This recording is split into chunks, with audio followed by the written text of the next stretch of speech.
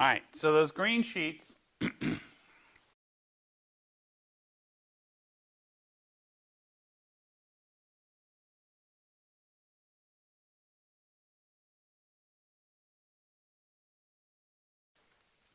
as you work through those, you'll fill out one of those for each one of the problems. So if you're doing this in your district with a team, my recommendation would be don't have the whole team do every problem, but decide who's going to pick problems. You have 2 or 3 folks work together on these green sheets, and then you make copies and you circulate them and you critique them.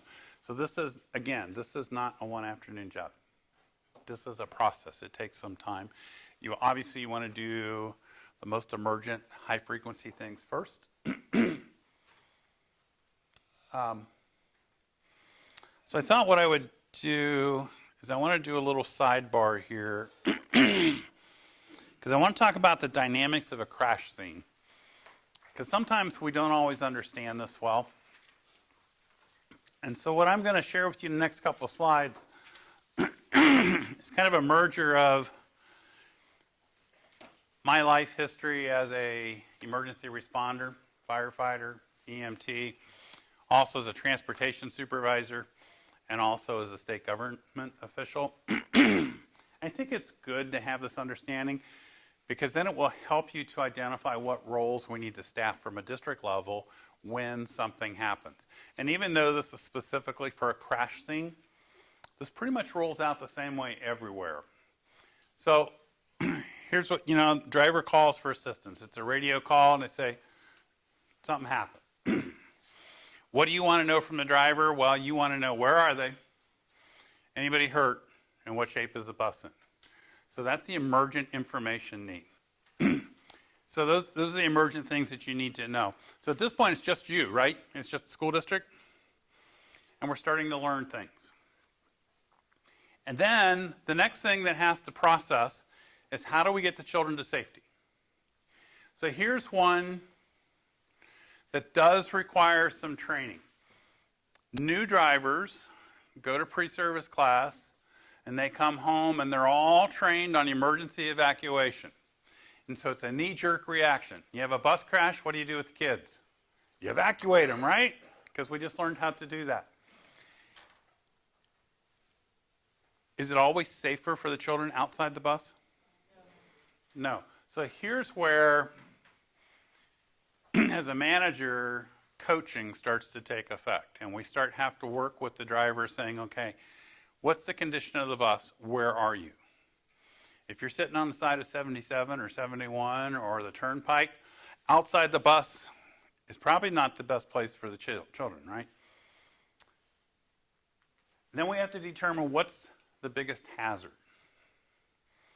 Is the hazard the outside environment or is it the inside environment? So if it's a bus fire, what's the biggest hazard?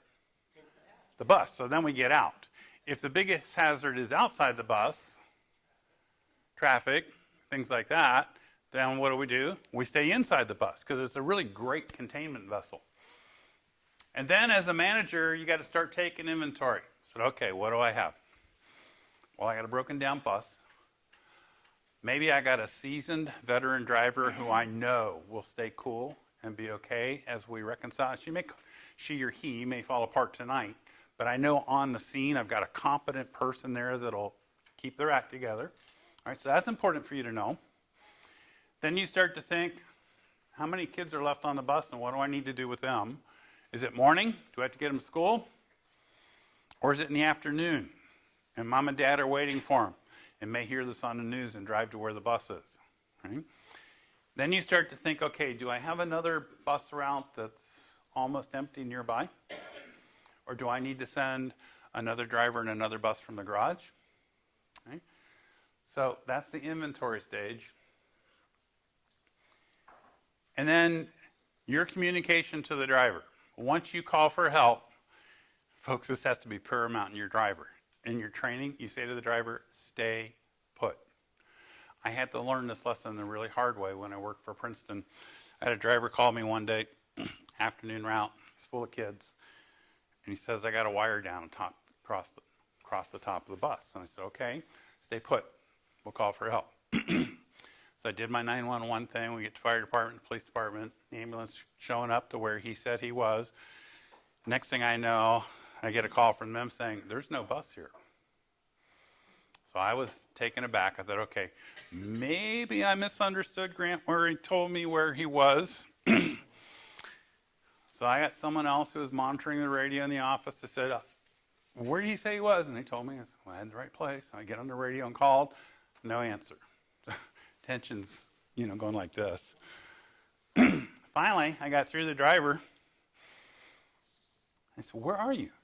He says, well, I continued my route. I decided I was in a bus.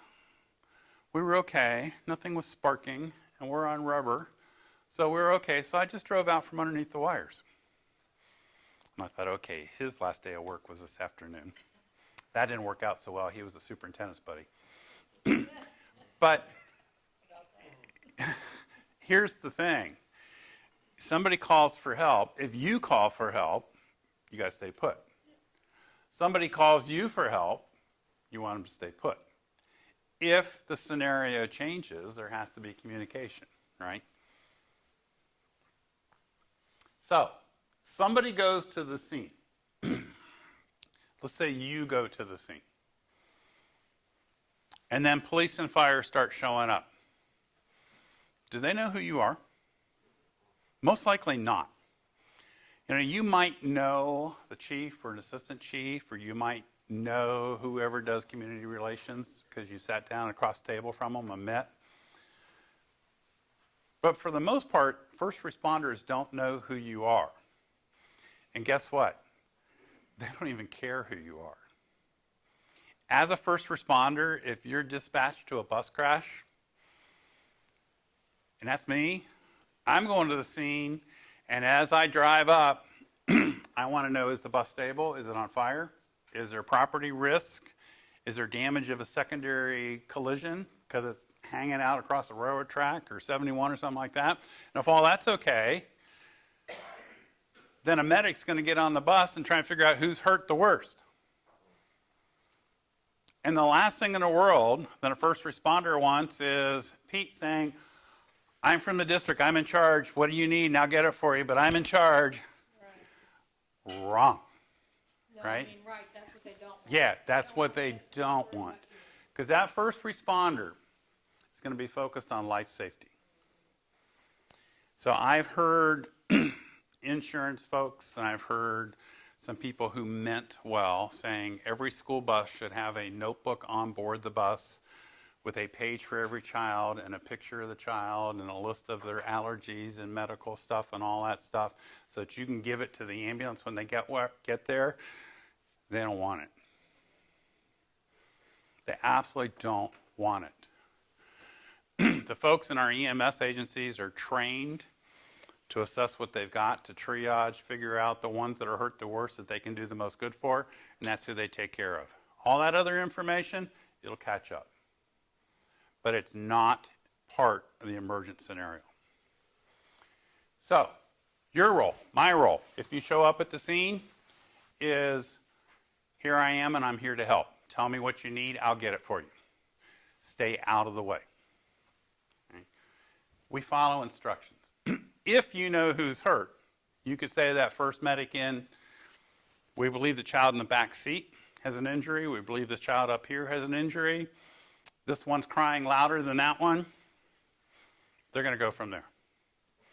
Right? So, here's the structure at pretty much any scene. As long as there is hazard to life or property in Ohio, the fire department's in charge.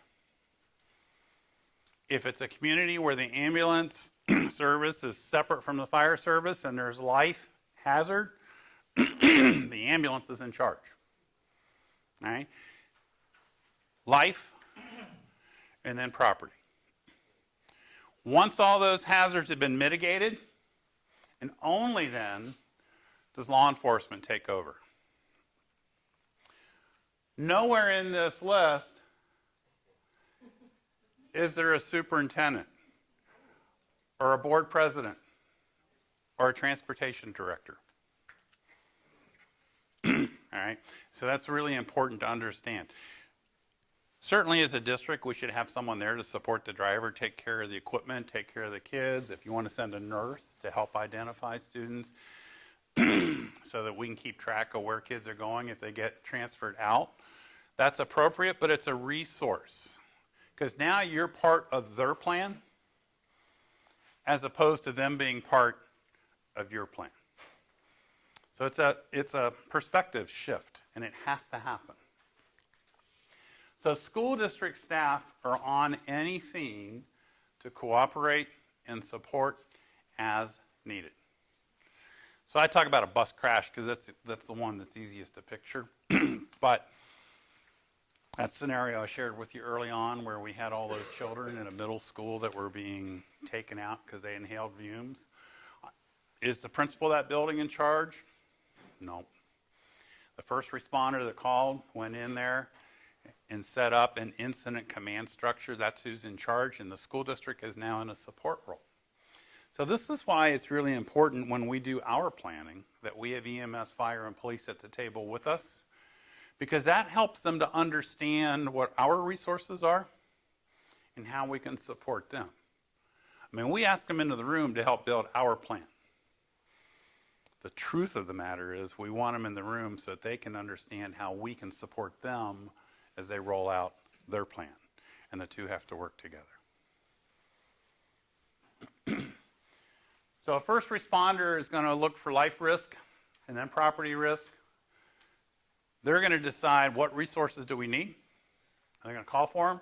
And then they're going to set up what's called an incident command structure. So anytime the problem is bigger than the first unit that got there, they're going to set up what's called incident command, and that's a standard across the country. So in incident command, you have a person who's in charge, and then you have roles, and different people fill out different roles. And it's really no different than what we did on this green sheet.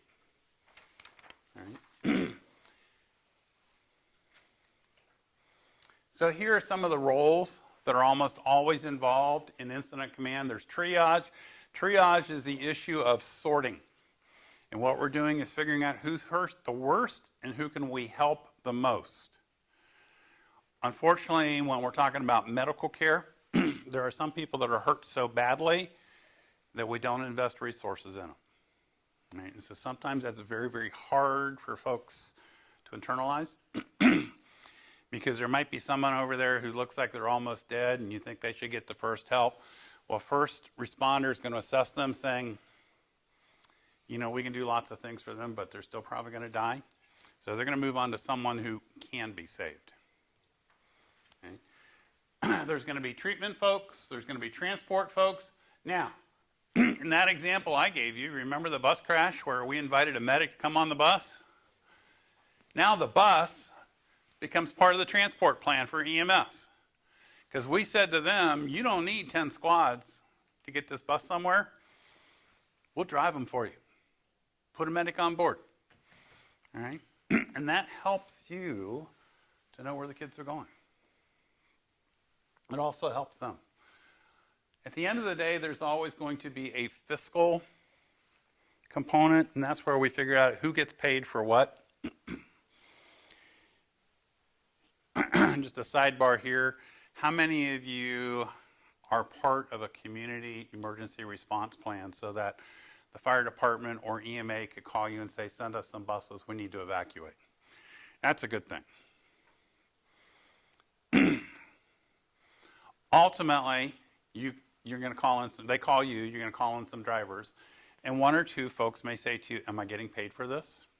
It's a fair question, right? Sometimes we question the timing, but it's a fair question. And the answer is yes, you'll be paid for it.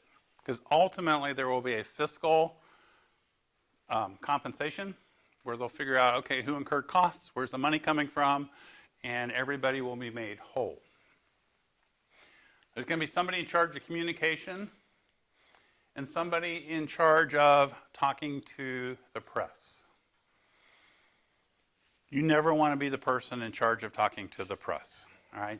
It's a valuable tool, but it's a tool that comes with lots of risk. Right? So it takes very careful management. We do a class, I think it comes up next year, on public relations, where we do some interviews and some things like that. It's kind of fun. All right, in the district, couple things to think about. If you have a lot of buses, even if you only have 5 buses, and you hear something come across the radio that says there's a crash, very early on, someone in charge has to get on the radio and say, okay, all radio traffic is limited. Right. Folks who mean well will pick up the mic and say, what can I do to help? And the thing about radios is if 5 people are doing it at the same time, not a single message comes through. Right. So radio protocol becomes real important when things are getting stressful. The best solution, in my experience, is you have a second channel. All right, that way you can move incident management to a second channel, and that way the primary channel can be used for what? Whoever you left behind, take care of the rest of the fleet, because life has to go on. As a school district, we have to be available if needed. Business has to go on. You've got other buses out there, and the district is not responsible for scene management. We may go to the scene. In fact, we should. Someone should. But we're not in charge at the scene. We're a resource. How many of you keep seating charts on the bus? Okay. I don't have strong feelings about seating charts one way or the other. I know that the drivers are told in pre-service that every child has to be assigned to a seat. I tend to be a little bit more flexible than that because I think there's benefit in working with the students a little bit, but there does have to be a roster on the bus. Right, so one of the early on things, if your driver has the capacity and they're not being used for anything else, is you have them start going through the roster and crossing off the names of children that aren't on the bus that day. Because ultimately, you're going to have to turn over a list of the names on the bus to someone. And you want to weed that list down so it's not every child assigned, but only the children that were there. Someone's got to notify parents. This is really hard to do in a timely manner because they usually know about it first. That said, districts really get slammed hard when nobody reaches out to try to get a hold of the parent. In fact, we modified the administrative code while I was still with the department to make it real clear in the emergency response plans that there has to be a process in place for notifying parents as soon as possible. What that means is you probably can't do it because you're too busy. So that's where you reach out to a building, a school building, or maybe you can bring in another support person from another office. Maybe you have copies of the roster inside the office you can send to them or they can come to you. But this would be a really good job to delegate. You need to have a real clear thought process on what your role is. Right? If you're not good with blood and guts, don't go to the scene. Right? Stay in the office and manage. I mean, who else in the district has got the whole operation pretty much in their head? It's going to be easier for you to stay inside and manage than it is to take you off task and have you do a scene and be a support person. So I'm going to challenge you when you do your own plans into thinking about, for any emergency, wherever it is, do you go there or do you stay put? Think about where you're most valuable to the district. And then in training, we have to talk about what the driver's role is so the driver knows what to do. So that's the worksheet we just went through. Anybody have questions that came up when you went through the worksheet? Did it feel like the information flowed in an orderly process in doing that? So when you fill out those green sheets, every time you finish one of those, you finished one page of your emergency plan. You could very simply take them all because Diana so thoughtfully 3-hole punched them for us. put them in a 3-ring binder, put an index in the front, and guess what you've got? Your emergency plan. It just appeared all by itself, right? And it's a living, breathing animal. So you add pages, you take pages out, you fix pages. And we talked about this, but let me just reiterate. One of the things we did early on was we looked at problems to figure out which ones are really kind of the same. And then as you start writing these plans, you'll realize that, you know, 2 or 3 of these plans look very different, but they have the same solutions. And if they have the same solutions, then in your index, you put them all on the same page, because you don't need a separate page. So you got 1 page for each response plan.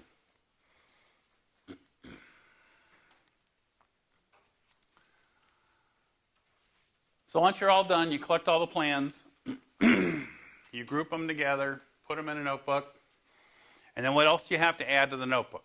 Well, you got to put in an index, right, so that you can get there quickly. I've seen, and there's been some supervisors that have done these plans for class, and I've seen some absolutely phenomenal work come back in. And again, you're not doing these for the class, you're doing them for the district. I've seen some that were on they use that plastic binding on the top, and every page is a different length, and they're color-coded, so they're like flip-up charts, and that's really cool. You can do that. You can put them in a 3-ring binder, so you can swap pages out. But you need a list of all the emergency phone numbers, right? So anybody that you might need to call who's a resource, put them all on 1 page. You need a list of the district phone numbers. Let's say you have to leave the office, your router is out, your secretary's ill, or maybe they never filled the vacancy this year, and you grab the first thing on 2 legs that walks through the door and say, here, start calling people. They're going to say, who? And what numbers? Well, if you have a notebook, you can open up, say, here it is. And so when you list the numbers of your school buildings, always list the secret number that they answer that's not publicized, right? You all know that there's one of those, right? Support numbers, if you have a driver phone tree, it goes in here, and then the crisis list with the individual action plans. So, you have now created a plan. It's not complete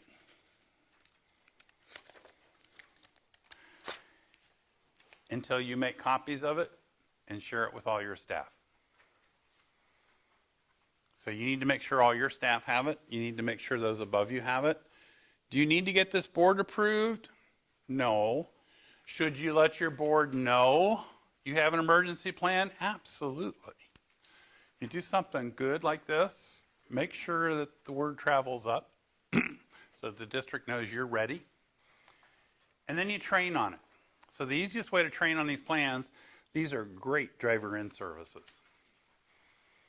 Right? And then every time you do one particular exercise, think of this as an iterative process.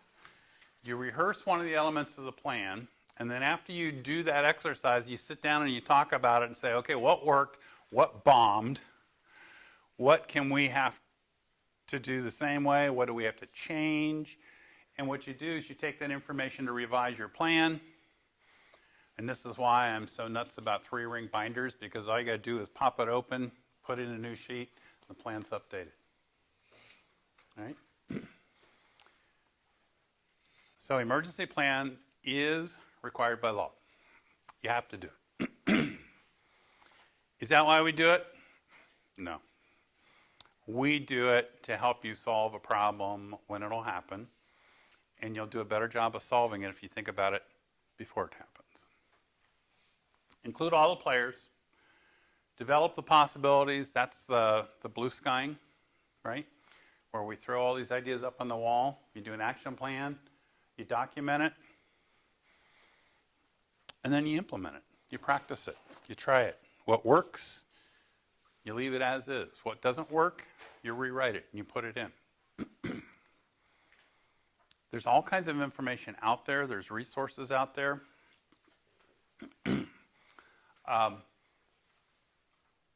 Every county has an emergency management agency, and they have a person that's the director in that county.